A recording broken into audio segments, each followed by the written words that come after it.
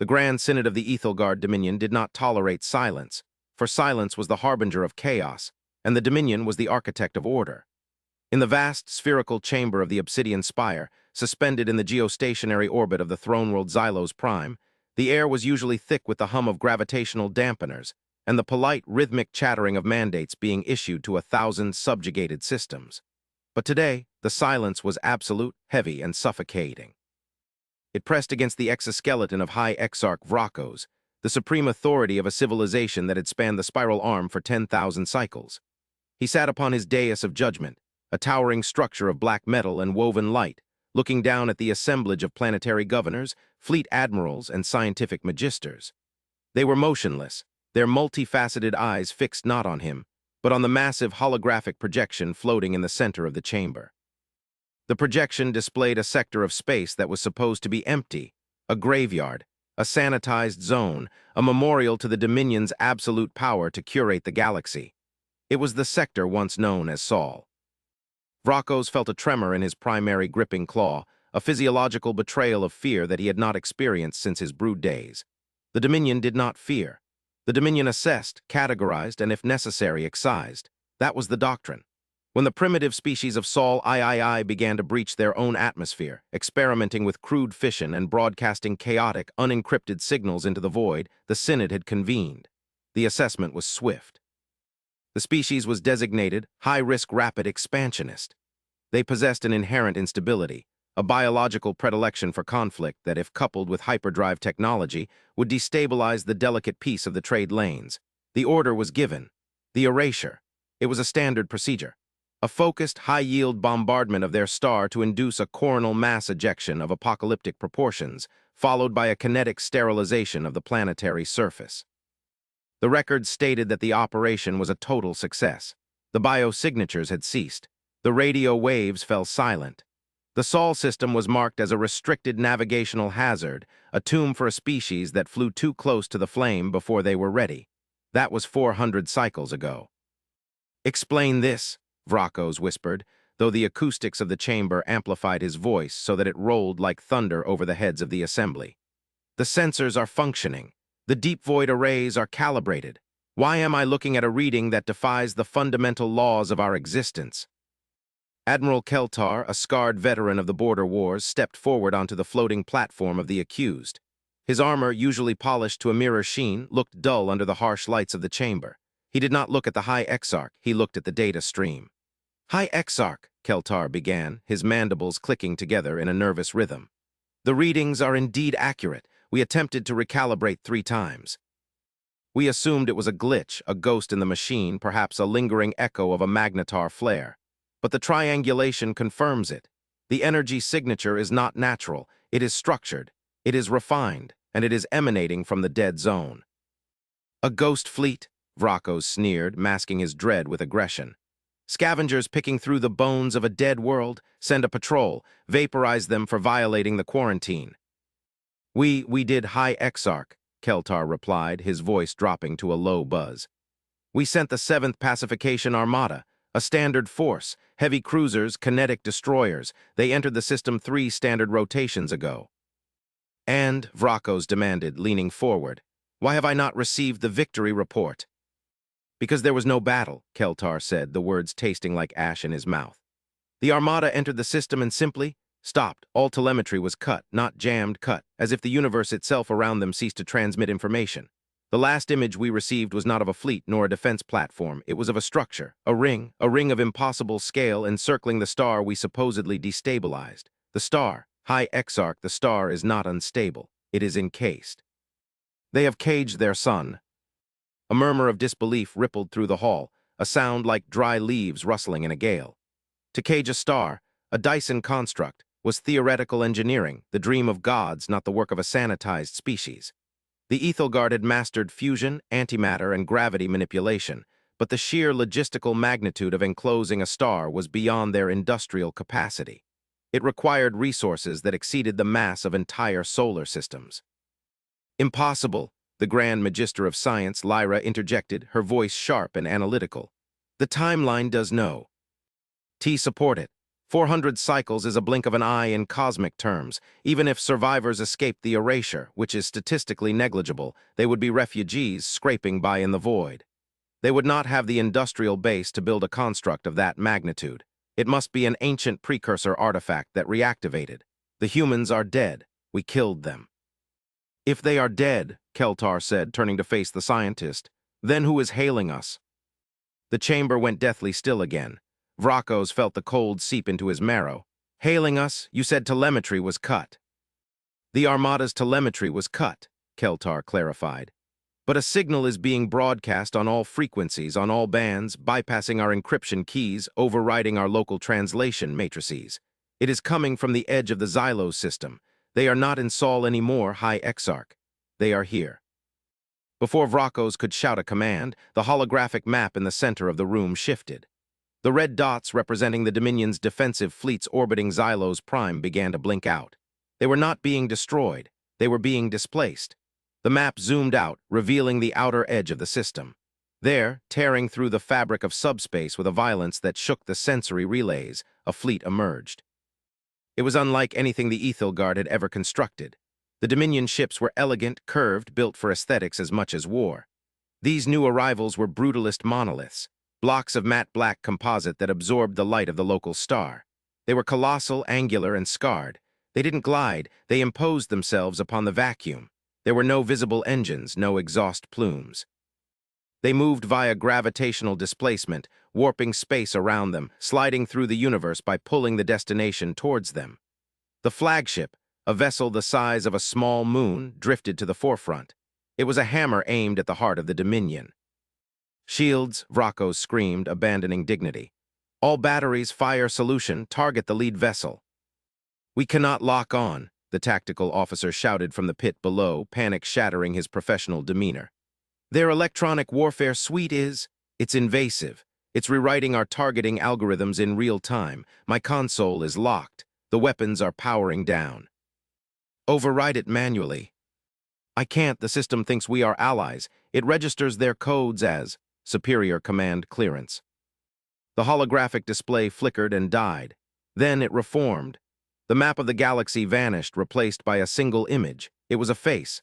Bipedal, soft-skinned, binocular vision, a patch of fur on the cranium. It was the face of the species from the archives, the species that was supposed to be Ash. The human on the screen was not young. His face was lined with the deep grooves of age and stress, his hair a shock of white. He wore a uniform of dark gray, unadorned by medals or ribbons, save for a single small emblem of a blue sphere on his collar. He sat in a chair that looked more like a pilot's crash couch than a throne. Behind him, the bridge of his ship was a hive of quiet, efficient activity. Humans moved with precise, fluid motions, interfacing with holographic displays that swirled with data far too complex for the Ethelgard visuals to translate. The human looked directly at Vrakos. He did not blink. There was no rage in his eyes. There was no screaming, no barbaric posturing that Vrakos had expected from a primitive race. There was only a cold, crushing disappointment. "This is High Admiral Vance of the Terran Reclamation Fleet," the human said. His voice was translated perfectly by the Dominion's own computers, carrying a resonance that vibrated the floor plates. "We received your patrol. We have dismantled their weapons and placed the crews in stasis. They will be returned to you unharmed, provided you do not make the mistake of firing upon us again." Vrakos stood, his mandibles trembling. You are a ghost. You were erased. The decree of sanitization was absolute." "The decree," Vance repeated, tasting the word like sour fruit. "Yes, we remember the decree. We remember the day the sky caught fire. We remember the radiation that boiled our oceans and the kinetic slugs that cracked our continents. You thought you were pruning a weed, High Exarch. You thought that by burning the garden, you would ensure the safety of your neatly ordered galaxy." "It was necessary," Vrakos barked, trying to regain his authority. "You were chaotic. You were expanding without regulation. You posed a threat to the stability of the Dominion." "Stability," Vance mused. "Stagnation is the word you are looking for. You fear change, so you murder it. But you made a miscalculation, a fatal error in your assessment of the human species. You assumed that if you destroyed our home, we would die with it. You assumed that our attachment to the soil was our weakness." The screen showing footage from the past. It showed the Sol system during the attack. But it didn't show the surface dying, it showed the dark side of the planets. It showed thousands upon thousands of colony ships, rough and unfinished, launching into the dark. It showed the asteroid belt hollowing itself out, turning into arcs. "We saw you coming," Vance said softly. "Not immediately, but long enough. We are a paranoid species, Exarch. We have spent our entire history fighting each other, inventing new ways to survive the end of the world. When we detected your probes, we didn't pray. We built. We launched the diaspora. We scattered into the directions you were too afraid to explore. We went into the nebula of Ophiuchus. We dove into the gravity wells of black holes where your sensors couldn't track us. We lived in the dark, we lived in the cold, and we learned." The image returned to Vance. "We learned that the galaxy is not a garden to be pruned. It is a machine to be mastered.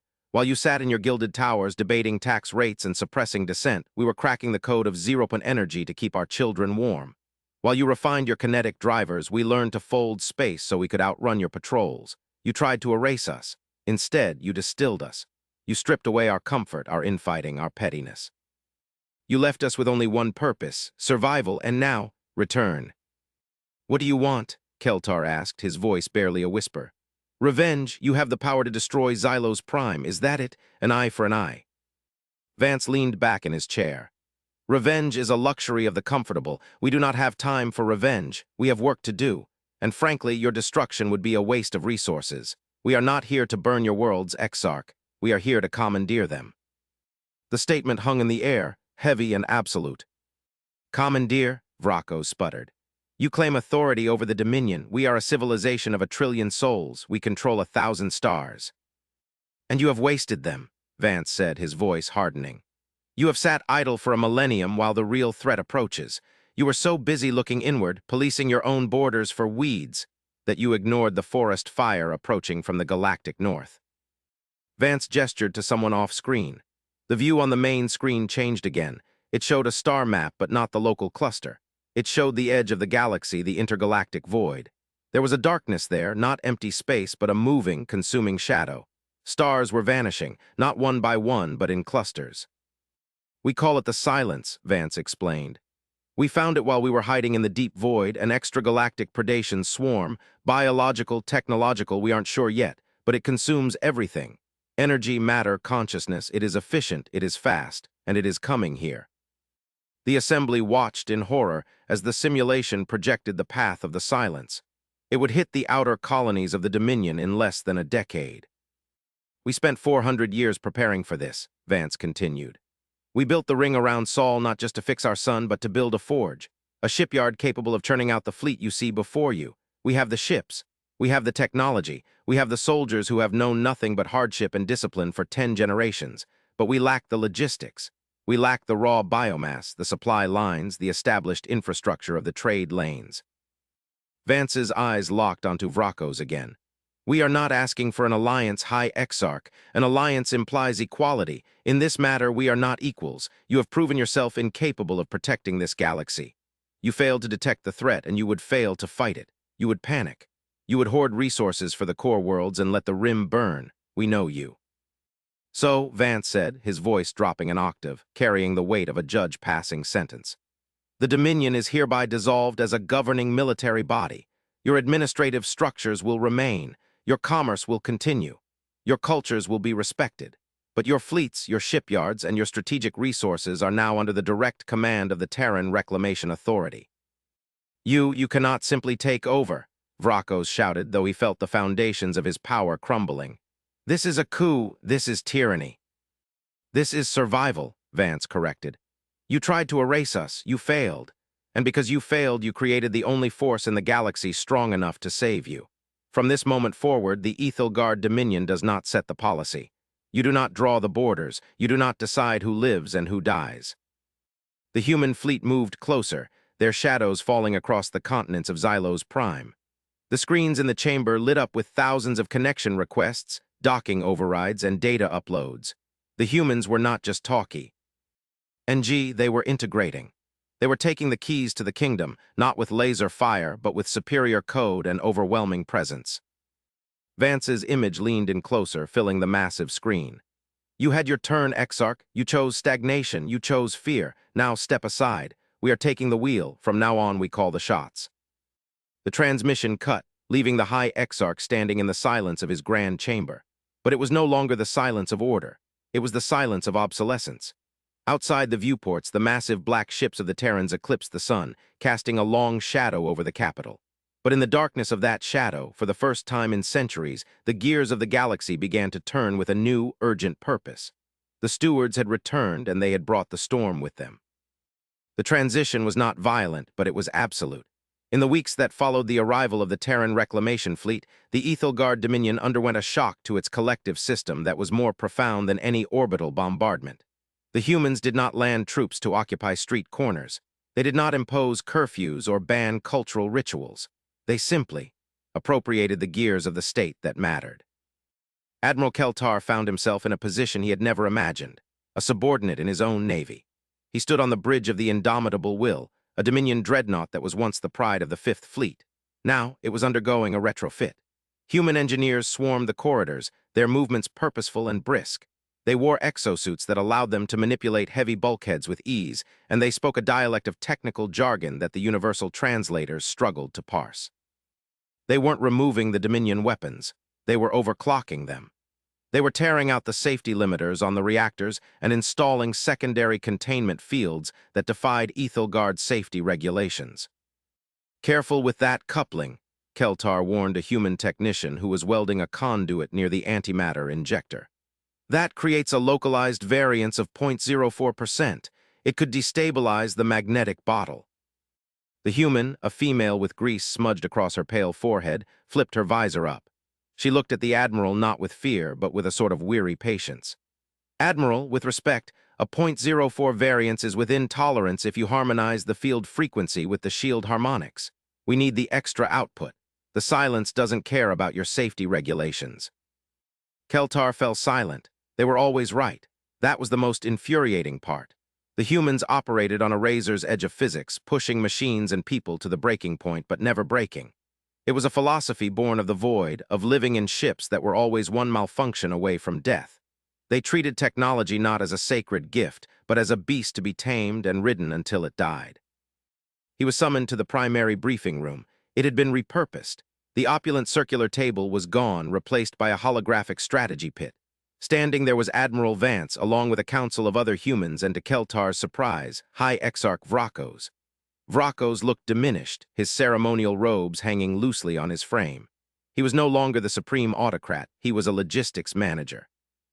Admiral Keltar, Vance said, not looking up from the map. Good of you to join us. We're discussing the defense of the outer rim sectors, specifically the nebula colonies. Those are mining outposts, Vrakos muttered. Expendable, we should pull the fleets back to the core worlds, create a dense defensive shell. No, Vance said, the word was flat and final. We do not trade lives for distance. We do not abandon colonies. That is the old way. That is the way that led you to try and exterminate us. Every world fights, every resource is used. But the logistics, Keltar interjected, his tactical mind overriding his pride. To defend the nebula requires extending our supply lines across the rift. It is a logistical nightmare. We would lose 30% of our transport tonnage just to attrition and navigational hazards. Vance looked at Keltar. We lived in that rift for a century, Admiral. We know the currents. We know the wormholes you haven't mapped. My navigators will lead your convoys. Your tonnage loss will be zero. Your concern is valid for a Dominion fleet, but this is a Terran operation now. We don't fly straight lines, we cheat. The map zoomed in on a sector of space that the Ethelgard avoided, the Shattered Veil, a region of intense gravimetric distortion. The silence will enter the galaxy here, Vance pointed to a vector. They follow energy gradients. This is the path of least resistance for them. How can you be sure? Vrakos asked. We have probed that region for centuries and found nothing. Because we baited it. New voice spoke. From the shadows of the room stepped a figure wrapped in a cloak that seemed to shimmer with digital artifacts. It was a human, but heavily augmented, one of their cyberseers. We placed high-energy beacons in the void beyond the veil. We have been luring the scouts of the silence away from populated sectors, breadcrumbing them towards a kill box. Keltar felt a chill. The humans had been playing a game of cosmic chess with an extragalactic horror, while the Dominion was busy holding parades. A kill box? Keltar asked. The veil itself, Vance said. It's unstable, full of pocket singularities.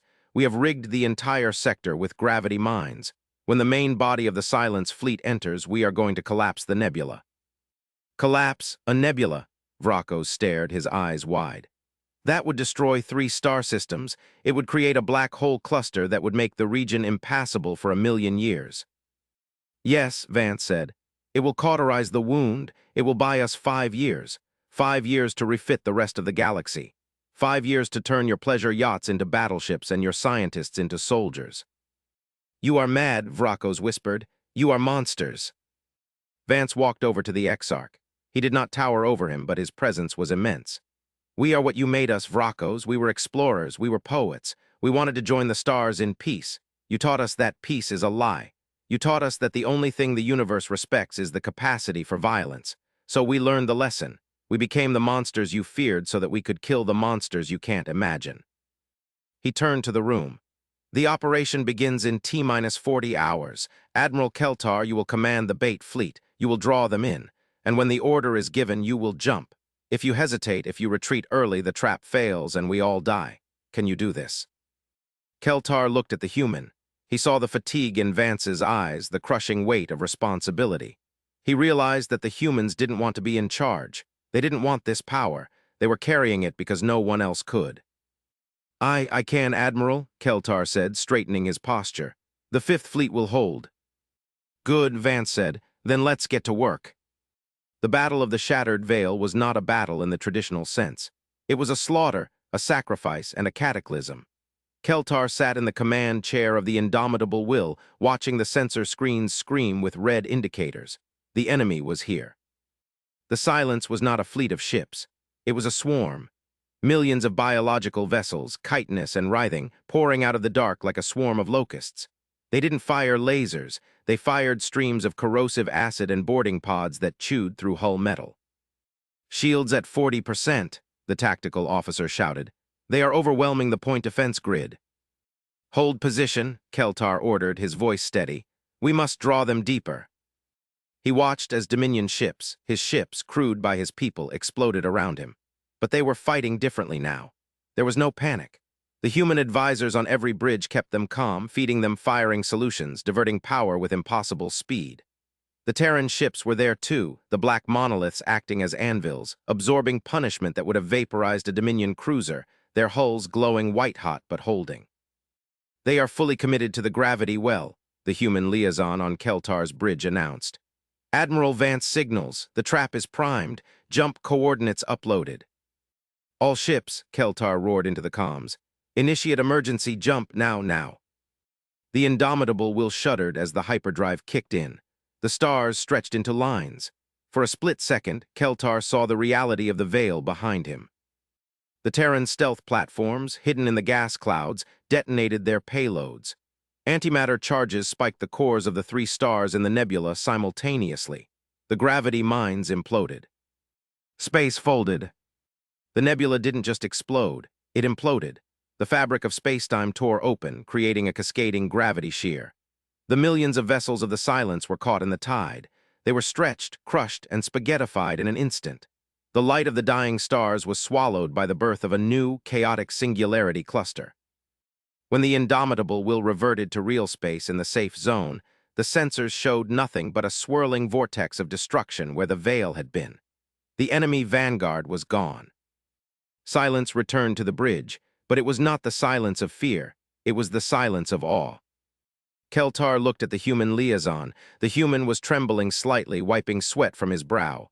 "We got them," the human whispered. "God, we actually got them." Keltar looked at his own claws. They had done it. They had destroyed a force that could have eat. And the galaxy. And they had done it by following the lead of the species they had tried to kill. 6 months later, the Grand Synod was in session again, but the atmosphere was different. The chamber was no longer a place of dictation, but of debate. Humans walked the halls alongside Ethilgard, Veridians, and the other species of the Dominion. Admiral Vance stood at the center podium. He looked more tired than ever, his white hair thinner, but his stance was relaxed. "The immediate threat is neutralized," Vance spoke to the assembly. "But the Silence will return. That was a scout force. The main body is still out there, years away, but we have bought time." He looked around the room. "There is talk of restoring the old government, of handing power back to the High Exarch." Vrako sat on his dais, but he remained silent. He knew the truth.